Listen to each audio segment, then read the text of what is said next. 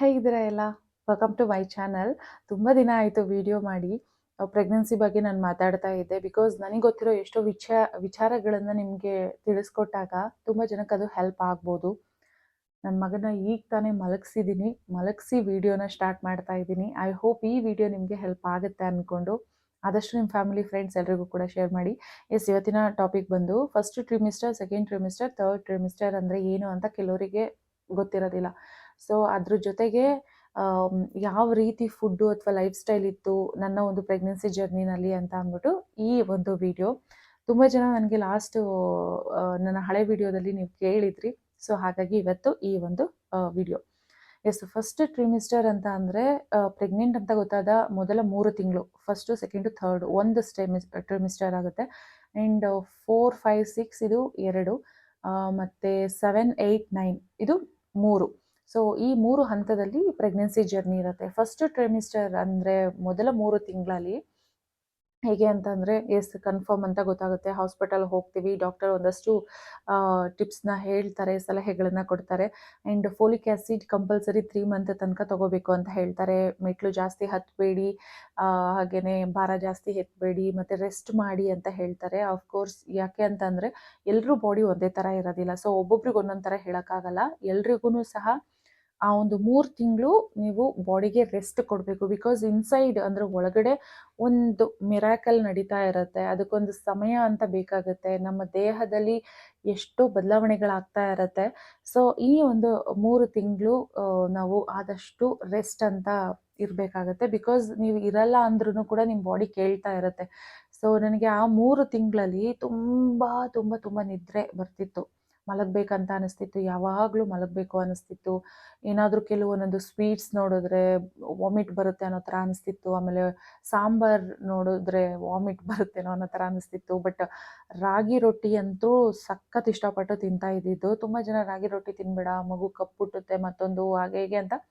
But ಆ ಥರ ಮಾತುಗಳಿಗೆ ಕಿವಿ ಕೊಡೋದಕ್ಕೆ ಹೋಗಬೇಡಿ. ಬಿಕಾಸ್ ನಮ್ಮ ಬಾಡಿಗೆ ಏನು ಬೇಕು ಅನ್ನೋದನ್ನು ಅದೇ ನಮಗೆ ಈ ಒಂದು ಆಸೆಯ ಮೂಲಕ ವ್ಯಕ್ತಪಡಿಸ್ತಾ ಇರುತ್ತೆ. ಸೊ ಹಾಗಾಗಿ ನಾನು 3 ತಿಂಗಳು ಜಾಸ್ತಿ ತಿಂದಿರೋದೇ ರಾಗಿ ರೊಟ್ಟಿ.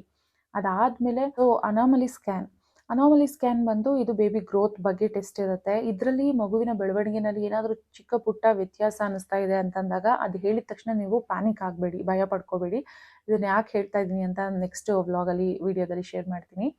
ಅನಾಮಲಿ ಸ್ಕ್ಯಾನ್ ಅಂತ ಮಾಡ್ತಾರೆ. ಇದರಲ್ಲಿ ಏನಾದ್ರೂ ಅಬ್ನಾರ್ಮಾಲಿಟೀಸ್ ಮುಂದೆ ಬೇಬಿಗೆ ಆಗಬಹುದಾ ಅನ್ನೋ ಒಂದು ಏನಾದರೂ ಇತ್ತು ಅಂತ ಅಂದರೆ, ಸೊ ಆ ಥರ ಇತ್ತು ಅನಿಸ್ತಾ ಇದೆ ಅಂತಂದಾಗ NIPT ಟೆಸ್ಟ್ ಅಂತ ಹೇಳ್ತಾರೆ. ಇಲ್ಲಾಂದರೆ ಯೂಶ್ವಲಿ ಡಬಲ್ ಮಾರ್ಕ್ ಟೆಸ್ಟ್ ಅಂತ ಅಂದ್ಬಿಟ್ಟು ಹೇಳ್ತಾರೆ. ಇದು 5 ಮಂತಲ್ಲಿ ಮಾಡ್ತಾರೆ.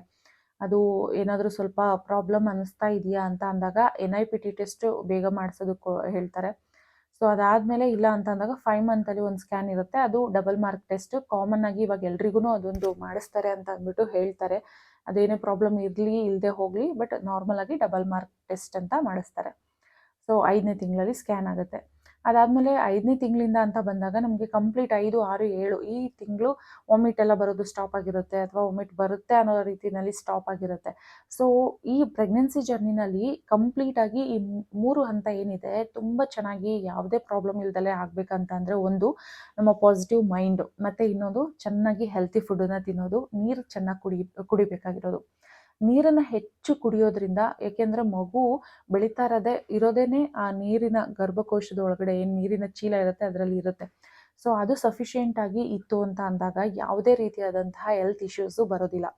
ಸೊ ಹಾಗಾಗಿ ನೀರು ಹೆಚ್ಚಿಗೆ ಕುಡಿಬೇಕು. ಹೆಚ್ಚು ನೀರು ಕುಡಿದಷ್ಟು ನೀವು ಅವಾಗ ಯೂರಿನ್ ಪಾಸ್ ಮಾಡ್ತಾ ಇರ್ತೀರ. ಸೊ ಅವಾಗ ಯೂರಿನ್ ಇನ್ಫೆಕ್ಷನ್ನು, ಮತ್ತೊಂದು ಇನ್ಫೆಕ್ಷನ್ನು ಅಂತ ಈ ಥರ ಯಾವುದೇ ಪ್ರಾಬ್ಲಮ್ ಇರೋದಿಲ್ಲ. ಸೊ ಈ ಥರ ಇನ್ಫೆಕ್ಷನ್ಸ್ಗಳ ಪ್ರಾಬ್ಲಮ್ ಇಲ್ಲ ಅಂತಂದಾಗ ಆಲ್ಮೋಸ್ಟ್ ನಿಮ್ಮ ಪ್ರೆಗ್ನೆನ್ಸಿ ಜರ್ನಿ ತುಂಬ ಚೆನ್ನಾಗಿ ಇರುತ್ತೆ. ಆ್ಯಂಡ್ ಫ್ರೂಟ್ಸು, ವೆಜಿಟೇಬಲ್ಸ್ನ ಆದಷ್ಟು ಇನ್ಕ್ಲೂಡ್ ಮಾಡಿ. ಆ್ಯಂಡ್ ಈ ಒಂದು ಪ್ರೆಗ್ನೆನ್ಸಿ ಜರ್ನಿನಲ್ಲಿ ಏನು ನಿಮಗೆ ತಿನ್ನಬೇಕಂತ ಅನಿಸುತ್ತೆ ಅದನ್ನು ನೋಡಿಕೊಂಡು ಲಿಮಿಟಲ್ಲಿ ಇಷ್ಟಪಟ್ಟಿದ್ದೆಲ್ಲವನ್ನೂ ಕೂಡ ಎಂಜಾಯ್ ಮಾಡಿಕೊಂಡು ತಿನ್ನಿ. ಆ್ಯಂಡ್ ಫ್ಯಾಮಿಲಿ ಮೆಂಬರ್ಸ್ ಏನಿರ್ತೀರ ನೀವೆಲ್ಲರೂ ಅಷ್ಟೇ, ಮನೆಯಲ್ಲಿ ಒಬ್ಬರು ಪ್ರೆಗ್ನೆಂಟ್ ಇದ್ದಾರೆ ಅಂತ ಅಂದಾಗ ನೀವು 2 ಮಕ್ಕಳನ್ನ ಕೇರ್ ಮಾಡೋ ರೀತಿಯಲ್ಲಿ ಕೇರ್ ಮಾಡಬೇಕಾಗತ್ತೆ. ಒಂದು ಪ್ರೆಗ್ನೆಂಟ್ ಇರುವಂಥವ್ರು, ಮತ್ತು ಅವರ ಹೊಟ್ಟೆಲಿ ಬೆಳೀತಾ ಇರುವಂತಹ ಮಗು. ಸೊ ಅವ್ರಿಗೆ ಎಷ್ಟು ಕಂಫರ್ಟ್ ಝೋನ್ ಕೊಡ್ತೀರಾ, ಎಷ್ಟು ಚೆನ್ನಾಗಿ ನೋಡ್ಕೊಳ್ತೀರಾ, ಅಷ್ಟು ಚೆನ್ನಾಗಿ ಬೇಬಿ ಗ್ರೋತ್ ಆಗುತ್ತೆ. ಆ್ಯಂಡ್ ನಾನು ಹೇಳಿದೆ 4, 5, 6 ಅಲ್ಲಿಂದ 4 ಸ್ಟಾರ್ಟ್ ಆಗುತ್ತೆ. ಏನು ಕ್ಯಾಲ್ಶಿಯಂ ಮತ್ತು ಐರನ್ ಟ್ಯಾಬ್ಲೆಟ್ಸ್ನ ಕೊಡ್ತಾರೆ. ಬೇಬಿ ಗ್ರೋತ್ ಬೇಗ ಇನ್ನು ಆಗ್ತಾ ಇರುತ್ತೆ. ಸೊ ತಾಯಿಗೆ ಮತ್ತು ಮಗುವಿಗೆ ಯಾವುದೇ ಐರನ್ ಡಿಫಿಷಿಯನ್ಸಿ ಅಥವಾ ಕ್ಯಾಲ್ಶಿಯಂ ಡಿಫಿಷಿಯನ್ಸಿ ಇರಬಾರ್ದು ಅನ್ನೋ ಒಂದು ರೀಸನ್ನಿಂದ ಇದು ಕ್ಯಾಲ್ಶಿಯಂ ಮತ್ತು ಐರನ್ ಟ್ಯಾಬ್ಲೆಟ್ಸ್ನ ಕೊಡ್ತಾರೆ. ಡೆಲಿವರಿ ಆದಮೇಲೂ ಮಿನಿಮಮ್ 6 ಮಂತ್ ಅಥವಾ 3 ಮಂತ್, ಸೊ 3 ಮಂತ್ ಕೆಲವರಿಗೆ 3 ಮಂತ್ ಹೇಳ್ತಾರೆ, ಕೆಲವರಿಗೆ 6 ಮಂತ್ ತನಕ ಐರನ್ ಕ್ಯಾಲ್ಶಿಯಂ ಟ್ಯಾಬ್ಲೆಟ್ಸ್ನ ತಗೊಳ್ಳೋದಕ್ಕೆ ಹೇಳ್ತಾರೆ. ಸೊ ಅದೇ 4, 5, 6 ಈ ಥರ ಇರುತ್ತೆ. ಹಿಂಗೆ ಚೆನ್ನಾಗಿ ತಿನ್ನಬೇಕು ಅನಿಸುತ್ತೆ. ಇನ್ನು ನನಗೆ ಸ್ಟಾರ್ಟಿಂಗ್ 3 ಮಂತು ಸ್ವೀಟ್ಸ್ ತಿನ್ನಬೇಕಂತ ಆಸೆ ಆಗ್ತಾ ಇರಲಿಲ್ಲ. ಬಟ್ ಅದಾದಮೇಲಂತೂ ಅಪ್ ಟು ಡೆಲಿವರಿ ತನಕಲ್ಲೂ ಚೆನ್ನಾಗಿ ಸ್ವೀಟ್ಸ್ ತಿಂದ್ಬಿಟ್ಟಿದ್ದೀನಿ. ಆ್ಯಂಡ್ ಗ್ಲೂಕೋಸ್ ಟೆಸ್ಟ್ ಅಂತ ಕೊಡ್ತಾರೆ 6-7 ಮಂತ್ಸಲ್ಲಿ ಅಂತ ಅಂದ್ಕೊಳ್ತೀನಿ. ಐ ಥಿಂಕ್ ಗ್ಲೂಕೋಸ್ ಟೆಸ್ಟ್ ಅಂತ ಅಂದರೆ ನಮ್ಮ ಶುಗರ್ ಲೆವೆಲ್ ಯಾವ ರೀತಿ ಅನ್ನೋದಕ್ಕೆ ಒಂದು ದೊಡ್ಡ ಶುಗರ್ ಪೌಚ್ನ ಕೊಟ್ಟು ಶುಗರ್ ಟೆಸ್ಟ್ನ ಮಾಡ್ಕೊಳ್ಳೋದಕ್ಕೆ ಹೇಳ್ತಾರೆ.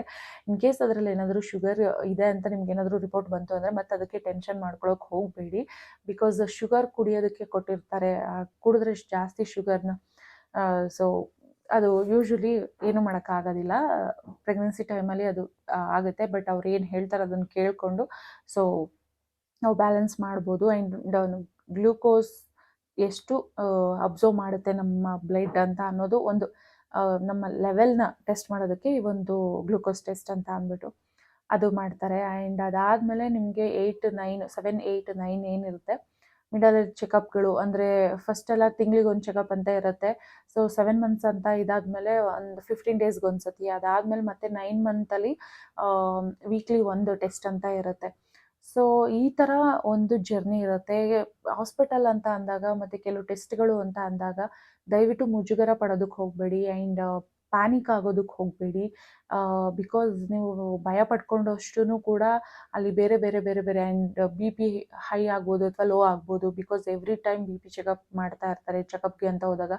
ಸೊ ನೀವು ಈಗ ಯಾವ ರೀತಿ ತೊಗೊಂಡು ಹೋಗ್ತಾ ಇರ್ತೀರ ನಿಮ್ಮ ಪ್ರೆಗ್ನೆನ್ಸಿ ಜರ್ನಿನ, ಅದು ನಿಮಗೆ ಬಿ ಪಿ ಅಥವಾ ಬೇರೆ ನಿಮ್ಮ ಹೆಲ್ತ್ ಇಶ್ಯೂಸು ಇದೆಲ್ಲವಕ್ಕೂ ಕೂಡ ಬರೋದಕ್ಕೆ ನೀವೇನು ನೆಗೆಟಿವ್ ಆಗಿ ಯೋಚನೆ ಮಾಡ್ತೀರಾ ಅಥವಾ ನೆಗೆಟಿವ್ ಆಗಿ ಏನು ಹಿಂಗಾಗ್ಬಿಟ್ರೆ ಹಂಗಾಗ್ಬಿಟ್ರೆ ಅಯ್ಯೋ ಈ ಥರ ಡಾಕ್ಟ್ರ್ ಹೇಳ್ಬಿಟ್ರೆ ಈ ಥರ ಎಲ್ಲ ಯೋಚನೆ ಮಾಡೋದಕ್ಕೇ ಹೋಗಬೇಡಿ.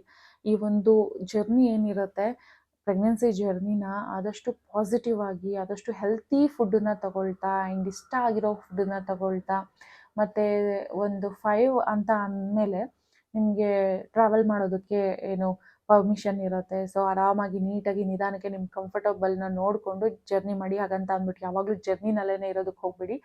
ಸೊ ಅದಾದಮೇಲೆ 7, 8ನೇ ತಿಂಗಳು ಅಂತ ಇದಾದಮೇಲೆ ಸೊ ಆದಷ್ಟು ಜರ್ನಿನ ಎಲ್ಲ ಅವಾಯ್ಡ್ ಮಾಡಿ. ಬಿಕಾಸ್ ಯಾವಾಗ ಹೇಗೆ ಡೆಲಿವರಿ ಟೈಮ್ ಅಂತ ಹೇಳೋಕ್ಕಾಗಲ್ಲ. ಸೊ ಹಾಗಾಗಿ ನಿಮ್ಮ ಒಂದು ಜರ್ನಿ ಏನಿರುತ್ತೆ ಅದು ಈ ಒಂದು ಪ್ರೆಗ್ನೆನ್ಸಿನಲ್ಲಿ ತುಂಬಾ ಪ್ರಿಷಿಯಸ್. ಜೀವನದಲ್ಲಿ 1 ಸತಿ ಅಥವಾ 2 ಸತಿ ಬರುವಂಥ ಒಂದು ಇದು ಪ್ರಸಂಗ ಇವು. ಸೊ ಇದನ್ನು ಆದಷ್ಟು ಖುಷಿಯಾಗಿ ಎಂಜಾಯ್ ಮಾಡ್ತಾ ಈ ಜರ್ನಿನ ಫಾಲೋ ಮಾಡಿ. ಆ್ಯಂಡ್ ಎಸ್ ಇಷ್ಟೇ, ನೀವು ತಿನ್ನಬೇಕಾಗಿರೋ ಫುಡ್ ಕಡೆ ಗಮನ ಕೊಡ್ಕೋಬೇಕು, ಮೈಂಡ್ ಪಾಸಿಟಿವ್ ಆಗಿ ಇರಬೇಕು, ಒಳ್ಳೊಳ್ಳೆ ಪುಸ್ತಕಗಳನ್ನ ಓದಬೇಕು. ಬಿಕಾಸ್ ಈ ಟೈಮ್ ಏನಿರುತ್ತೆ ಫ್ರೀಯಾಗಿ ಇರ್ತೀರ. ವರ್ಕ್ ಮಾಡೋರು ಆದಷ್ಟು ಫ್ರೀ ಮಾಡಿಕೊಂಡು ಒಳ್ಳೊಳ್ಳೆ ಬುಕ್ಗಳನ್ನು ಓದಿ. ಸೊ ಈ ಥರ ನಿಮ್ಮ ಒಂದು ಜರ್ನಿ ಬ್ಯೂಟಿಫುಲ್ ಆಗಿ ಇರಲಿ. ಮಗು ಜೊತೆ ಜಾಸ್ತಿ ಮಾತಾಡೋದಕ್ಕೆ ಟ್ರೈ ಮಾಡಿ, ಕನೆಕ್ಟ್ ಆಗಿ. ಸೊ ಇದೆಲ್ಲವೂ ಒಂದು ಪಾಸಿಟಿವ್ ಆಯಿತಾ. ಈ ಥರ ನಾನೇನು ಇವಾಗ ಹೇಳಿದ್ದೀನಿ ಇದೆಲ್ಲವೂ ಕೂಡ ನಾನು ಫಾಲೋ ಮಾಡ್ತಾ ಇದ್ದಿದ್ದು. ಆ್ಯಂಡ್ ಎಸ್ ಇದನ್ನು ನಿಮಗೆ ಶೇರ್ ಮಾಡಬೇಕು ಹೇಳಬೇಕಂತ ಅಂದ್ಕೊಂಡಿದ್ದೆ, ಹೇಳಿದ್ದೀನಿ. ಸೊ ಈ ವಿಡಿಯೋ ಹೆಲ್ಪ್ ಆಯಿತು, ಇಷ್ಟ ಆಯಿತು ಅಂತ ಅಂದರೆ ದಯವಿಟ್ಟು ಲೈಕ್ ಮಾಡಿ, ಶೇರ್ ಮಾಡಿ, ಸಬ್ಸ್ಕ್ರೈಬ್ ಆಗದೆ ನೋಡ್ತಾ ಇದ್ದರೆ ಸಬ್ಸ್ಕ್ರೈಬ್ ಮಾಡ್ಕೊಳ್ಳಿ. Thank you for watching. Love you all. Bye bye.